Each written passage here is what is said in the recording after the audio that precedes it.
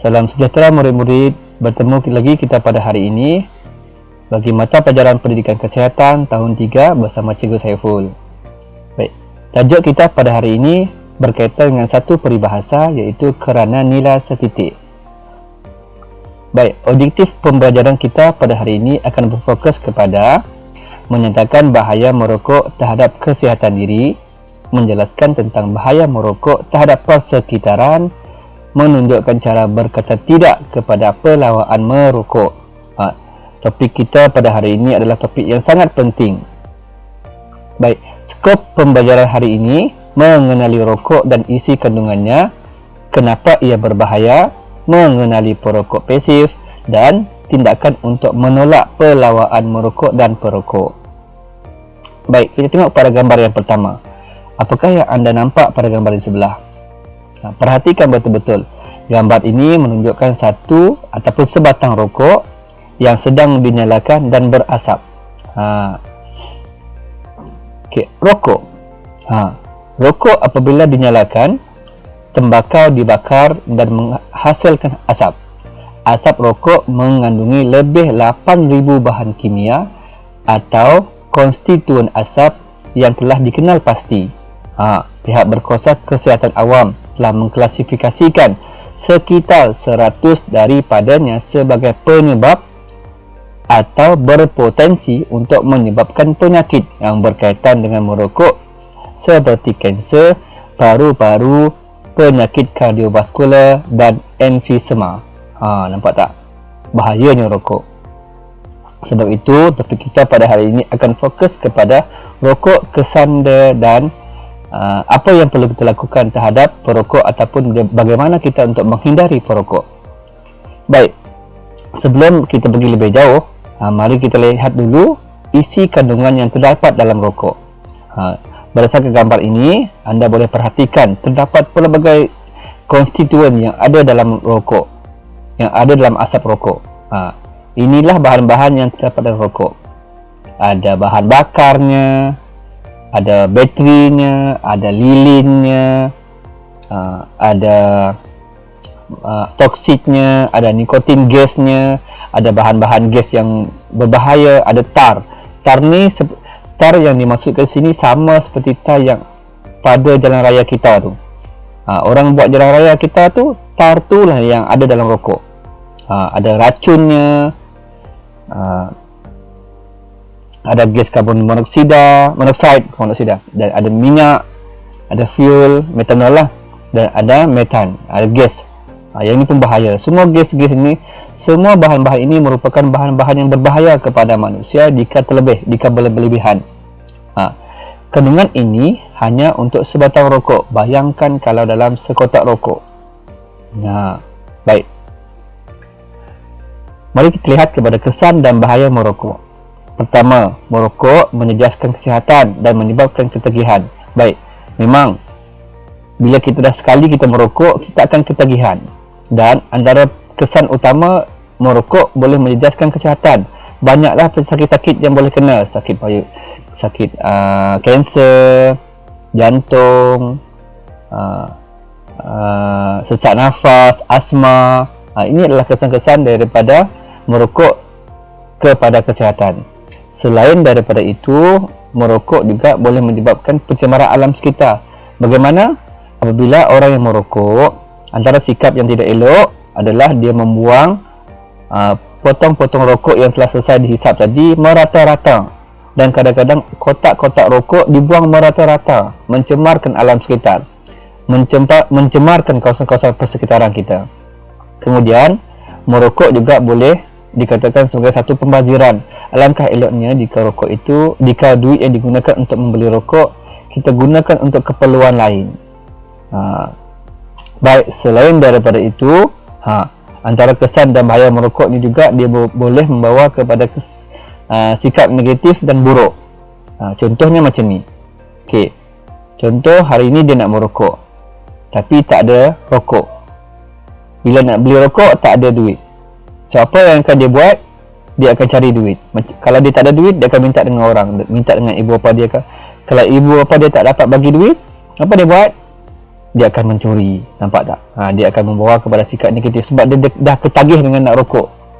Ataupun kadang-kadang dia minta rokok dengan orang lain.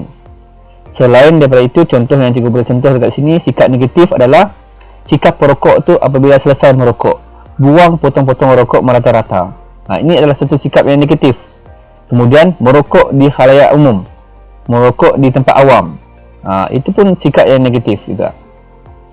Baik, selain daripada itu, kalau kita lihat daripada kesan dan bahaya merokok ini dari segi kesihatan juga, boleh, kalau kita perhatikan dekat poster ini poster daripada Kementerian Kanser Negara, Kementerian Kesihatan Negara, Institusi Kanser Negara, bagaimana merokok menyebabkan kanser.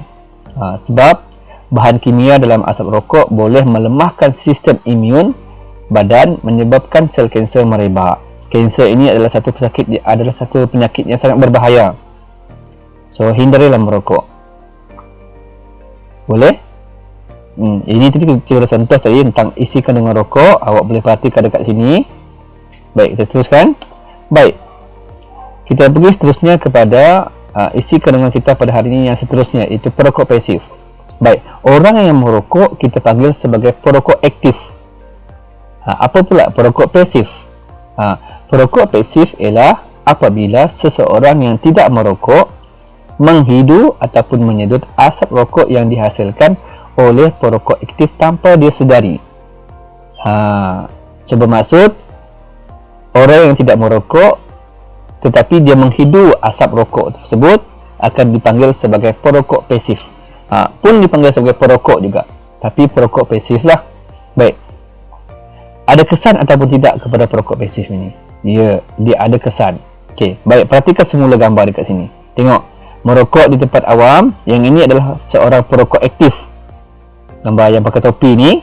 Kemudian yang ini, yang anak-anak kecil ini, merupakan perokok pasif. Dia tak merokok tetapi dia menghidu rokok tu, menghidu asap rokok tu. Baik, kita sambung. Apakah perokok pasif dalam bahaya? Ya, perokok pasif juga berisiko untuk terdedah kepada penyakit kesan daripada asap rokok. Yang berbahaya sebenarnya asap rokok tu. Yang berbahaya sebenarnya asap rokok tu. Baik, kita tengok risiko penyakit dia. Antara dia adalah boleh terdedah kepada pelbagai jenis kanser, boleh mengalami masalah pernafasan, alahan, boleh mengalami masalah saluran darah yang rosak ke otak, boleh menyebabkan penyakit hati, boleh menyebabkan penyakit kulit, hilang pendengaran. Ini adalah kesan dan risiko yang akan dialami oleh mereka yang dikenali sebagai perokok pasif. Inilah kesannya apabila kita berada di sekitar orang-orang yang merokok. Bukan hanya kepada perokok, tetapi juga kepada orang yang tidak merokok.